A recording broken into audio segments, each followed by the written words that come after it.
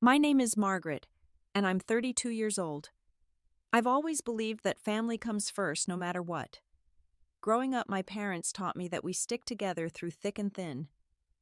I was the responsible daughter who never asked for anything, while my older brother seemed to get everything handed to him. Last Tuesday evening, I was walking up to my childhood home to surprise my parents with dinner when I heard voices through their bedroom door. What I discovered that night changed everything I thought I knew about unconditional family love. Before we dive into this story, I'd love to know where you're watching from. Please hit that like button and subscribe if you want to hear more real-life stories that will make you question everything you thought you knew about family loyalty. I grew up in a typical middle-class household in suburban Ohio. My parents, Eleanor and Harold, worked hard their entire lives to provide for our family. Mom was a factory supervisor at the local textile plant, putting in long hours to manage production schedules and worker disputes. Dad worked as a mechanic at the Ford dealership downtown, coming home every evening with grease under his fingernails and stories about the cars he'd fixed that day. They taught me and my older brother Dennis the value of hard work and the importance of family loyalty above everything else. Dennis, who's 3 years older than me, always seemed to have a different relationship with responsibility than I did. While I was studying late into the night to maintain my grades, he was out with friends somehow managing to scrape by with minimal effort. When it came time for college, I worked 2 part-time jobs and took out student loans to put myself through nursing school. Dennis, on the other hand, convinced our parents to help him with his expenses while he pursued what he called his entrepreneurial ventures. Even after graduation, this pattern continued. I became a registered nurse at Riverside Regional Hospital, working my way up to head nurse of the cardiac unit over the past 8 years. I've always been proud of my financial responsibility. I live in a modest 2-bedroom apartment, drive a reliable Honda Civic that I bought used, and most importantly, I've managed to save $47,000 in my savings account. Every dollar represents hours of overtime shifts, skipped vacations, and careful budgeting. Throughout the years, I've been the family member everyone turned to during financial emergencies. When Dad's pickup truck broke down 2 years ago and needed a new transmission, I didn't hesitate to cover the $1,800 repair bill. When Dennis needed help with his first apartment deposit, I transferred $2,500 without expecting it back immediately. When Mom had that scary health issue last year, and they struggled with the medical bills even after insurance, I quietly paid the remaining $3,000. I never kept track of these amounts until recently. It was just what family did for each other. Mom and Dad had sacrificed so much for us growing up, and Dennis had always talked about paying everyone back once his business ideas took off. I believed in supporting family dreams, even when those dreams seemed to change every few months. But over the past few weeks, something felt different. Dennis had started showing up to family dinners driving a brand new BMW. When I asked about it, he gave vague answers about a business deal that had finally paid off. Mom and Dad seemed nervous whenever money topics came up, quickly changing the subject or finding reasons to leave the room. Phone conversations that were happening when I arrived would suddenly stop, leaving an awkward silence that no one seemed willing to fill. Last Tuesday was particularly exhausting. I'd just finished a 12-hour shift in the cardiac unit, dealing with 2 emergency admissions and a family meeting that ran late. Despite my exhaustion, I felt this overwhelming urge to see my parents. It had been almost 2 weeks since our last visit, and I missed our easy conversations over dinner.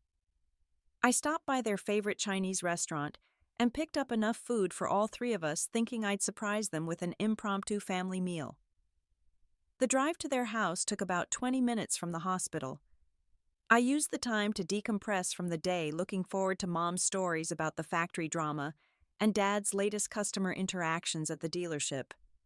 These visits had become increasingly important to me as I'd gotten older, recognizing how precious these moments were while my parents were still healthy and active. As I pulled into their driveway, I noticed Dennis's BMW was already parked there. This struck me as odd since Tuesday wasn't typically a day he visited, but I figured maybe he'd had the same impulse to spend time with family. I grabbed the bags of food from my passenger seat and walked up the familiar brick pathway to the front door, already imagining the surprise and delight on everyone's faces when they saw I'd brought dinner. I was reaching for my keys to let myself in as I'd always done since childhood when I heard voices coming from my parents' bedroom window, which was slightly open to let in the cool evening air. Initially, I thought nothing of it, but then I distinctly heard my name being mentioned.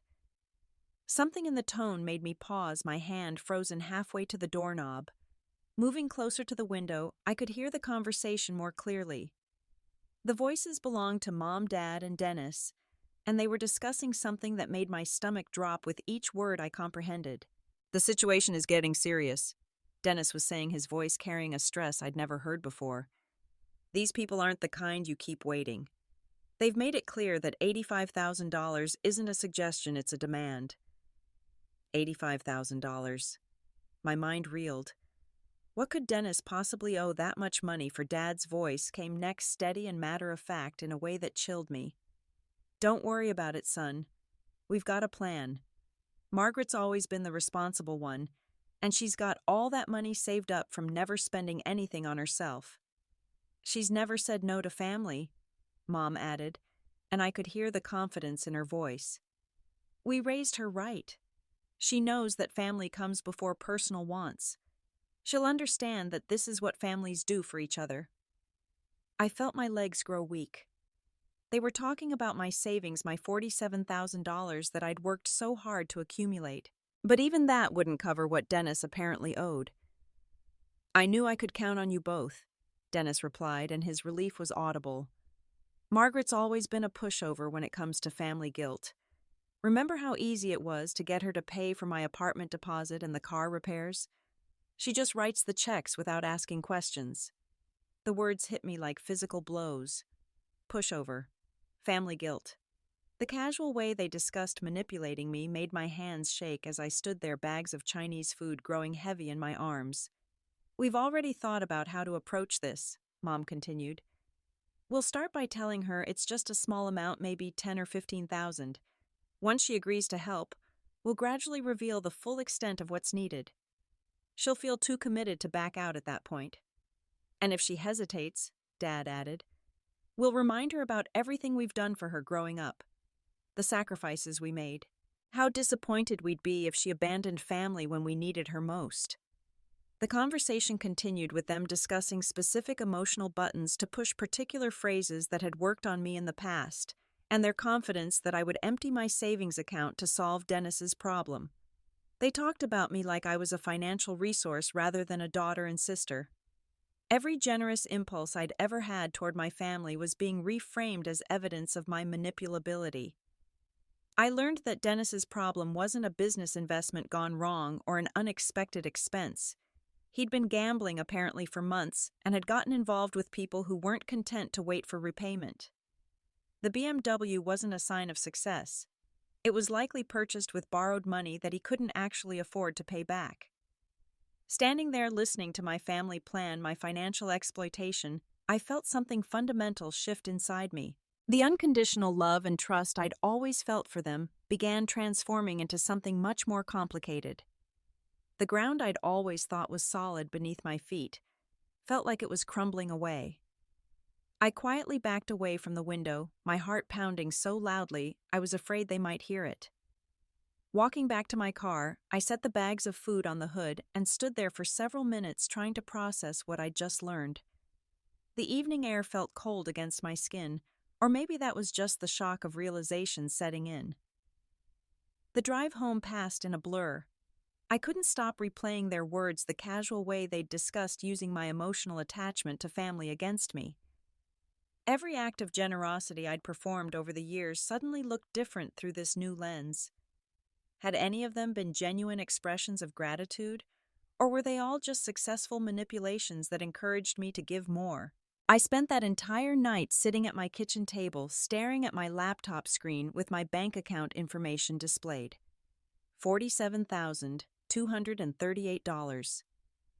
Years of careful saving, countless overtime shifts, skipped vacations, and modest living had built this safety net that I'd been so proud of.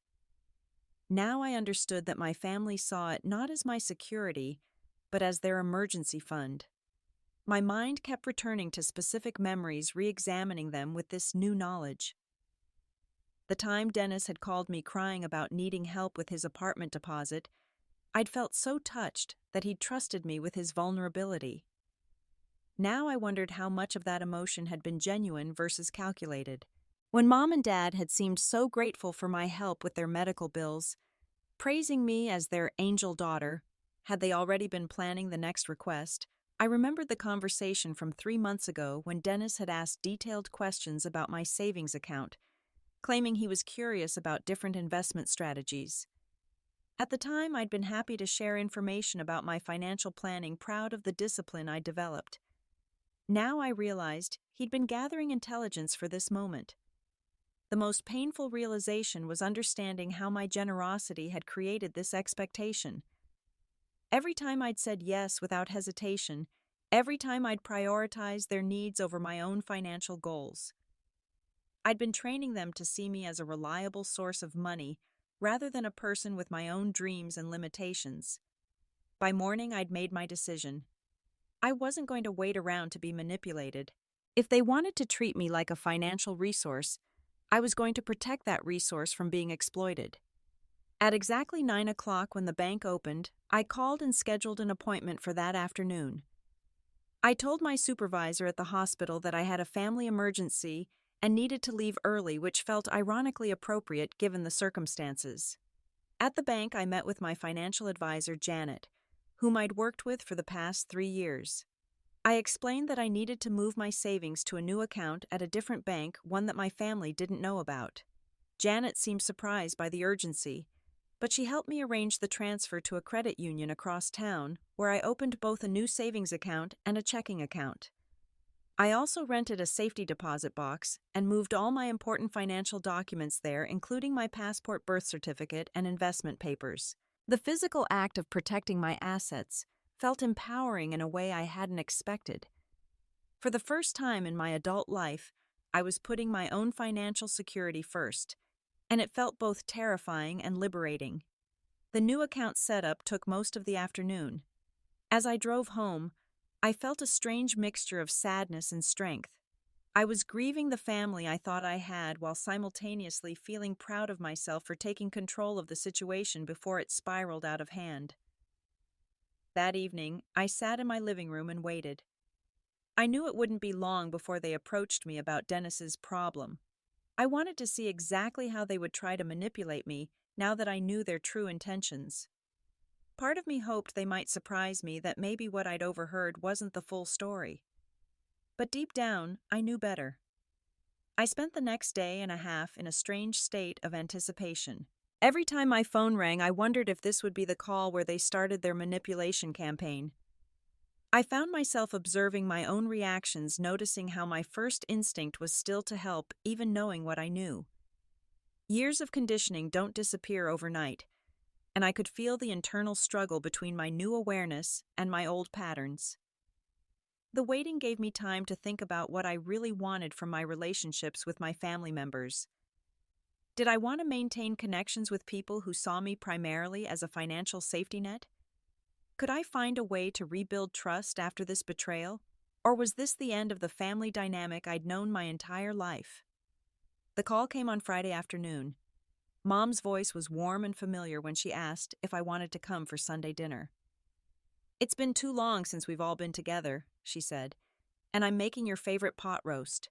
There was nothing in her tone that suggested anything unusual was planned, but I could hear an underlying tension that I might have missed before my newfound awareness. Sunday arrived with perfect weather, the kind of crisp autumn day that usually made me feel optimistic about everything. I dressed carefully, choosing an outfit that made me feel confident and strong. I had no idea how this confrontation would unfold, but I wanted to feel as prepared as possible. Walking into my childhood home felt different this time. The familiar smells of Mom's cooking and the sound of a football game on Dad's television created the same cozy atmosphere I'd always loved, but now it felt like a stage set designed to manipulate my emotions. I wondered how many previous family dinners had been orchestrated around requests for money. Dennis was already there, sitting at the kitchen table with a beer in his hand. He looked more nervous than I'd seen him in years, fidgeting with his phone and avoiding direct eye contact. Mom bustled around the kitchen with excessive cheerfulness, and Dad seemed unusually quiet during his typical game commentary. The dinner conversation was strained, filled with long pauses and topics that seemed to start and stop abruptly. I found myself analyzing every interaction, looking for signs of the manipulation I knew was coming. Mom asked about my work with particular interest, especially when I mentioned that we'd been busy at the hospital lately, which usually meant overtime pay. Dad inquired about my car, wondering if I might be thinking about upgrading soon, which struck me as an odd question since he knew how satisfied I was with my Honda. After dinner, as we moved to the living room for dessert, the atmosphere shifted. Mom brought out a store-bought apple pie instead of her usual homemade dessert, which immediately told me that her attention had been focused elsewhere. Dad turned off the television, creating a more serious environment. Dennis sat forward in his chair, and I could see him taking a deep breath. "Margaret," Mom began, settling into her favorite armchair with a concerned expression, "we need to talk to you about something important. Dennis has gotten into a little financial trouble, and we're hoping the family can come together to help him through it." The phrase, "little financial trouble," echoed in my mind, knowing that she was deliberately minimizing the $85,000 reality. I kept my expression neutral and waited to see how the story would unfold. Dad took over the narrative. "It's nothing Dennis can't handle in the long run, but he needs some family support to get through a rough patch. You know how business can be unpredictable." Dennis finally spoke up, his voice carrying what sounded like genuine remorse, but which I now recognized as practiced performance. "I made some poor decisions, and now I'm facing the consequences. I hate having to ask family for help, but I don't have anywhere else to turn." I asked the obvious question, "How much money are we talking about?" The three of them exchanged glances before Mom answered, "Well, we were thinking maybe $15,000 would get him back on his feet." 15,000. Just as I'd overheard them planning, they were starting with a much smaller number than the actual debt. I felt a flash of anger at their willingness to lie to my face, but I kept my voice steady. "That's a significant amount of money," I said carefully. "What kind of business trouble requires that much cash?" Dennis launched into a story about a business deal that had fallen through, leaving him liable for expenses he'd already committed to. The story was elaborate and detailed, probably something he'd been rehearsing. But I knew it was completely fabricated, covering up his gambling debts with a narrative designed to gain my sympathy. As the conversation continued, I watched them employ exactly the techniques I'd overheard them planning. When I didn't immediately offer to help, Mom's expression grew worried, and she mentioned how family had always been the most important thing in our household. Dad added that they'd always been able to count on me to do the right thing when family needed support. "We wouldn't ask if we had any other options," Dennis said, and his desperation was starting to show through his composed facade.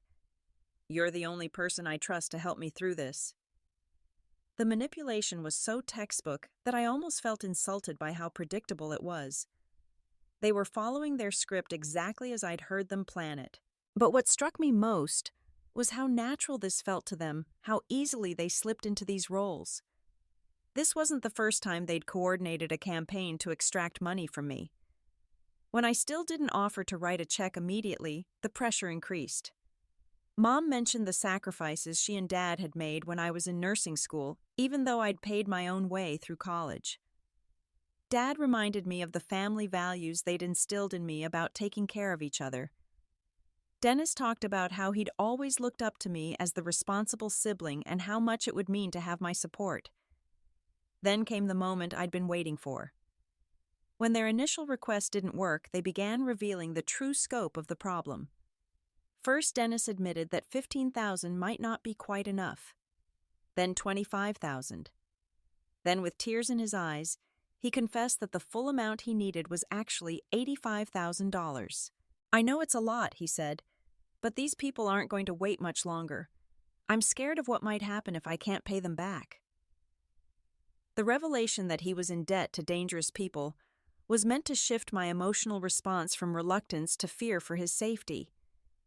It was a sophisticated manipulation designed to make me feel responsible for protecting him from harm. I sat there looking at these three people I'd loved my entire life, watching them work together to financially exploit me, and I felt something break inside my chest. The sadness was overwhelming, but underneath it was a growing strength I'd never felt before. "I know about the $85,000, I said quietly. The silence that followed my statement was deafening. I watched the color drain from Dennis's face, saw Mom's hand fly to her throat, and noticed Dad's jaw clench as he processed what I'd just said. "What do you mean?" Mom asked, but her voice had lost all its warmth and confidence. "I mean, I know this isn't a business deal gone wrong. I know Dennis has been gambling. I know he owes money to people who aren't patient about repayment. And I know that you three planned this entire conversation to manipulate me into emptying my savings account."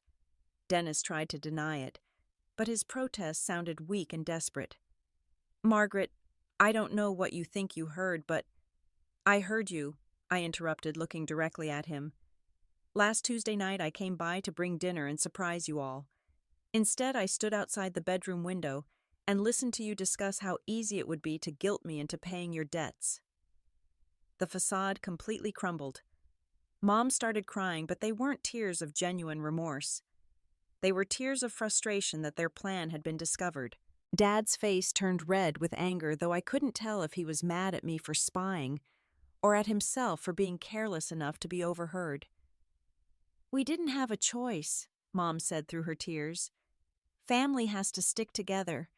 You have money just sitting in the bank while Dennis is in real danger. So you decided to lie to me instead of asking for help honestly." "We knew you'd say no if we told you the truth," Dad admitted, his voice sharp with defensive anger. $85,000 is more than most people can handle. We were trying to make it easier for you to help. By deceiving me about what I was agreeing to, Dennis finally dropped his act entirely. His fake remorse disappeared, replaced by entitled demand. "Look, Margaret, the bottom line is that I need this money and you have it. We're family. That should be enough." "Family," I repeated, tasting the word like it was something bitter. "Is that what we're calling financial exploitation now?" I stood up and walked to my purse, pulling out a folder I'd prepared. "Since we're talking about family obligations, let me share some information with you." I opened the folder and began reading from the documents inside. 2 years ago, Dad's truck repair, $1,800. Dennis's apartment deposit, $2,500. Mom's medical bills, $3,000. Dennis's business startup costs $8,000. Emergency car insurance payment, $1,200. Home repair fund, $4,000. I continued reading through the list, watching their faces as the numbers accumulated. The total amount I've given to this family over the past 5 years is $37,400. Not loans, gifts. Money I never expected to see again because I believed I was helping people I loved. "We never asked you to keep track," Mom said defensively. "You're right. I gave freely because I thought we had a relationship based on love and mutual support. But listening to your conversation Tuesday night, I realized that you see me as a bank account with emotional attachments." Dennis's desperation finally broke through completely. "Fine, you want to be petty about money. These people will hurt me if I don't pay them. Do you want your brother to get beaten up because you're too selfish to help family? I want my brother to face the consequences of his own choices instead of expecting me to bail him out repeatedly." "You selfish bitch." Dennis snapped, his true personality finally showing. "You've always acted like you're better than everyone else just because you have money." Dad jumped to Dennis's defense. "Don't talk to your sister that way," he said. But then he turned to me with disappointment written across his face. "But Dennis has a point, Margaret. We raised you to care about family, not to hoard money while your brother suffers." "You raised me to be responsible for myself," I replied. "You also raised me to work hard for what I have. Dennis had the same opportunities I did." "It's different for men," Mom said. which struck me as such an outdated and ridiculous excuse that I almost laughed. How is it different? We both had the same parents, the same education opportunities, the same chance to build adult lives. Dennis took risks, Dad explained. He tried to build something instead of just working for someone else his whole life. Gambling isn't building something, it's destroying something. And this isn't the first time, is it? The question hung in the air, and their silence answered it. This was a pattern, not an isolated incident. How many times have you helped him pay off gambling debts? I asked. That's not relevant, Mom said quickly. It's completely relevant. How much of the money I've given to family emergencies actually went to cover Dennis's gambling losses? Again, silence. The medical bills you needed help with last year. I continued, pieces clicking into place in my mind. How much of that money actually went to doctors, and how much went to cleaning up another one of Dennis's messes? Dad's face told me everything I needed to know. All of it, I said, and it wasn't a question. You used my concern for Mom's health to get money for Dennis's gambling debts. She did need medical care, Mom protested weakly, but insurance covered most of it, didn't it? The $3,000 I gave you went straight to Dennis. We were going to pay you back, Dennis said. With what money? You can't even pay your current debts.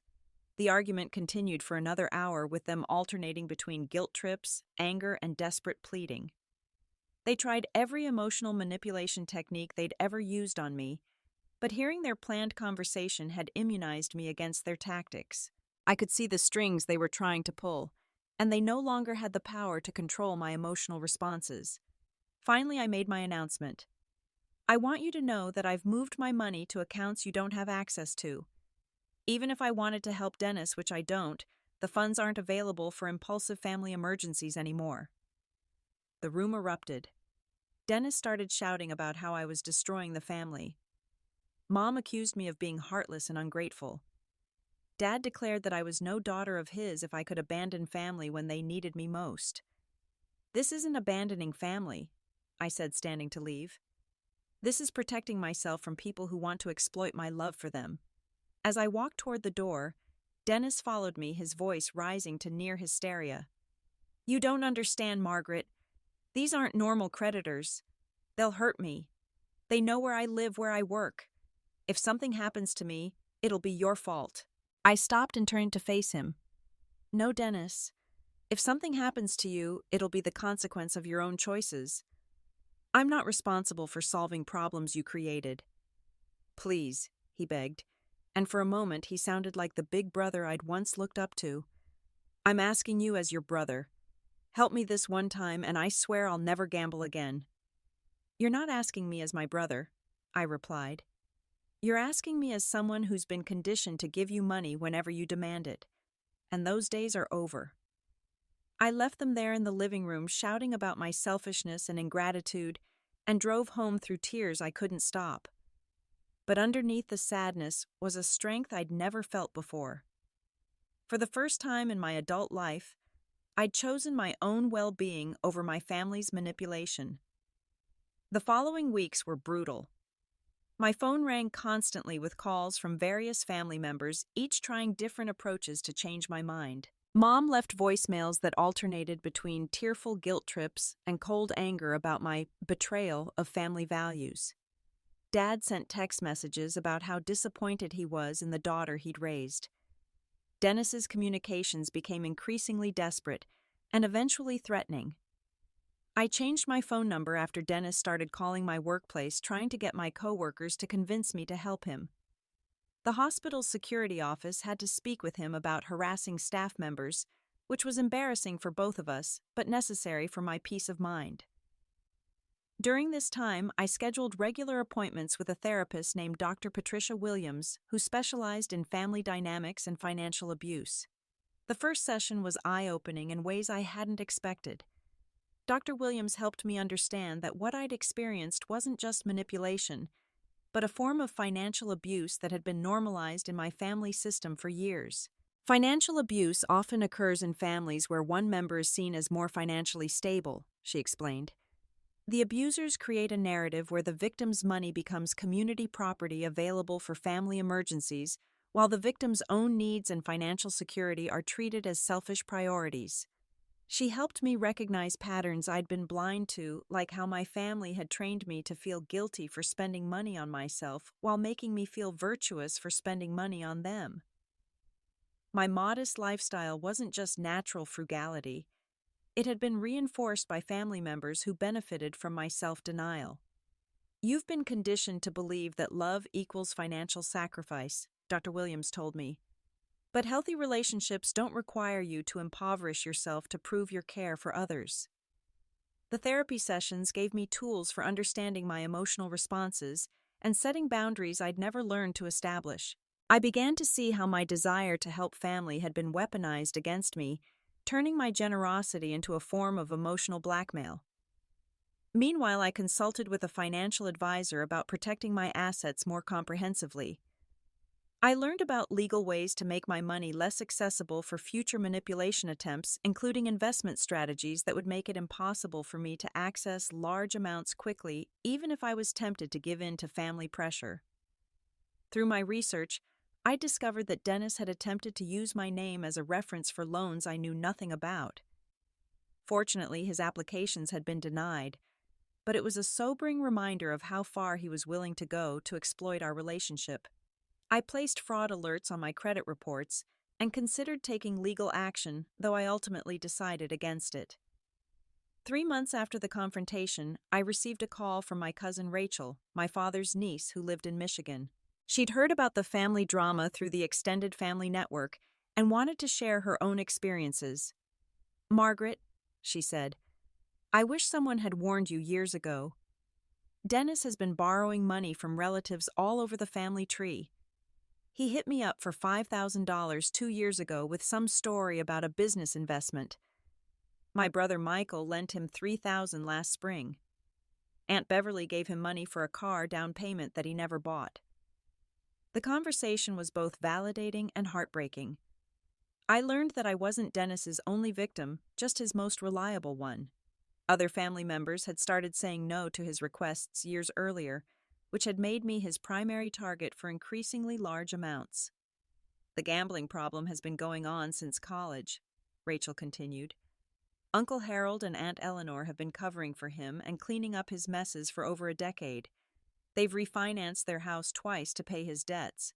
This information reframed everything I thought I knew about my parents' financial situation. Their recent nervousness about money wasn't just about Dennis's current crisis. It was the result of years of financial strain from repeatedly bailing him out of gambling-related problems. "Why didn't anyone tell me?" I asked. "Because you were the golden goose," Rachel said bluntly. "Everyone knew you had money and that you'd say yes to family requests. Nobody wanted to risk you finding out the truth and cutting off that resource." The realization that my entire extended family had been protecting Dennis's access to my money was devastating. People I'd trusted and loved had actively concealed information that would have helped me make informed decisions about my financial support. But Rachel's call also brought unexpected relief.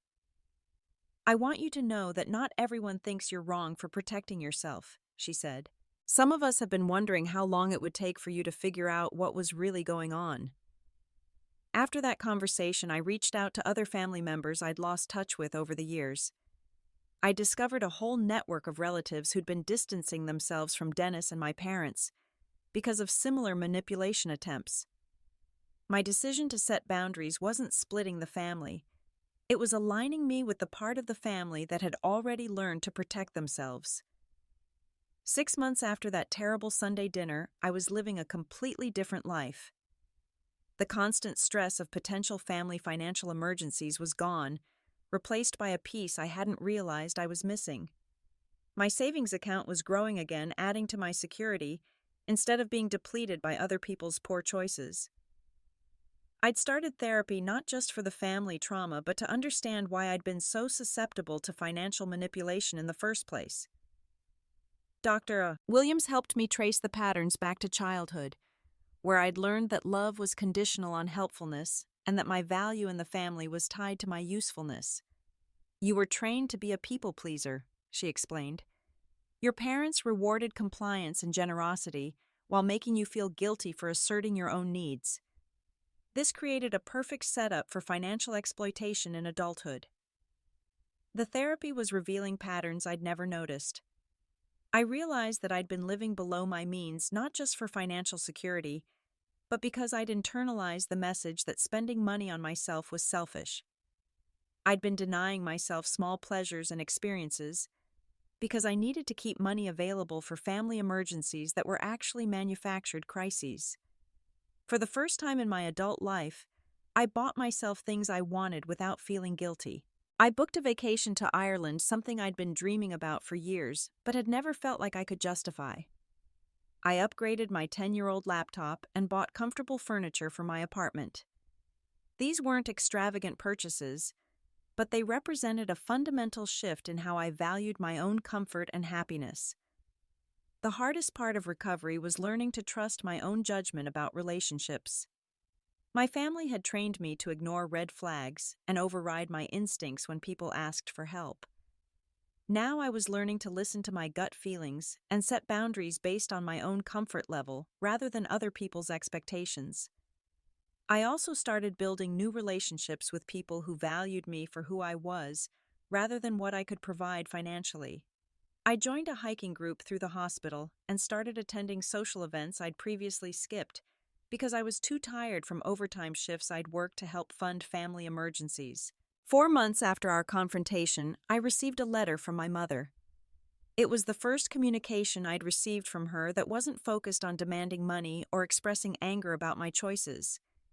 Instead, it was a tentative attempt to acknowledge some of the problems in our relationship. I've been thinking about what you said, she wrote, and I realize that we may have taken advantage of your generosity more than we should have. I don't know if you'll ever forgive us, but I want you to know that I miss my daughter. The letter wasn't a full apology, and it didn't acknowledge the extent of the manipulation or take complete responsibility for the financial abuse, but it was the first sign that she might be capable of some self-reflection about the family dynamics. I wrote back carefully explaining that I was open to rebuilding our relationship if she was willing to respect boundaries and engage honestly about what had happened. I made it clear that any future relationship would need to be based on mutual respect rather than my financial usefulness to the family. Her response took 3 weeks to arrive. In it, she agreed to my conditions and asked if we could meet for coffee to talk. She also mentioned that she and Dad had started seeing a counselor to work on their relationship patterns, though she didn't specify whether Dennis's problems were part of those discussions. Our first coffee meeting was awkward and emotional. Mom looked older than I remembered, and she seemed genuinely remorseful about the pain the family dynamics had caused. She admitted that they'd become so focused on protecting Dennis that they'd lost sight of how their actions affected me. We never saw it as manipulation, she said, though her voice suggested she wasn't entirely convinced of this herself. We just saw a family member in trouble and another family member who could help. But you lied to me about what the help was for, I reminded her. You created elaborate stories to hide the fact that you were asking me to fund Dennis's gambling addiction. She acknowledged this was true and apologized, though I could tell it was difficult for her to fully grasp the impact of their deception. The conversation was a beginning, not a resolution, but it felt like a step toward the possibility of an honest relationship. I made it clear that my financial boundaries were permanent. I would never again be the family's emergency fund regardless of the circumstances. If she wanted a relationship with me, it would need to be based on genuine affection and shared experiences, not financial transactions disguised as family loyalty. I understand, she said, and I believe she was trying to mean it. Dennis, meanwhile, had disappeared from family gatherings entirely. I learned through Rachel that he'd eventually found money somewhere else to pay off his immediate debts, though she suspected he'd simply borrowed from different people and moved his problems rather than solving them. My parents seemed to be maintaining some relationship with him, but the details weren't shared with me, and I didn't ask. The most significant change in my life was the internal transformation. I'd spent 32 years believing that my worth was tied to my usefulness to others, that love required financial sacrifice, and that setting boundaries was selfish. Now I understood that healthy relationships enhance your life rather than depleting your resources. I'd learned to recognize manipulation tactics, not just from my family, but from anyone who tried to use emotional pressure to override my better judgment. I developed the confidence to say no without feeling guilty and to prioritize my own well-being without feeling selfish. My relationship with money had changed fundamentally as well. Instead of seeing my savings as a resource available to others in emergencies, I viewed it as my security and freedom. I was planning for my own future rather than holding money in reserve for other people's crises.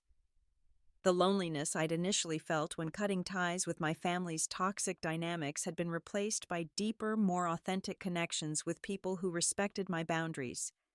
I discovered that relationships based on mutual respect and genuine affection were far more satisfying than relationships based on obligation and financial utility.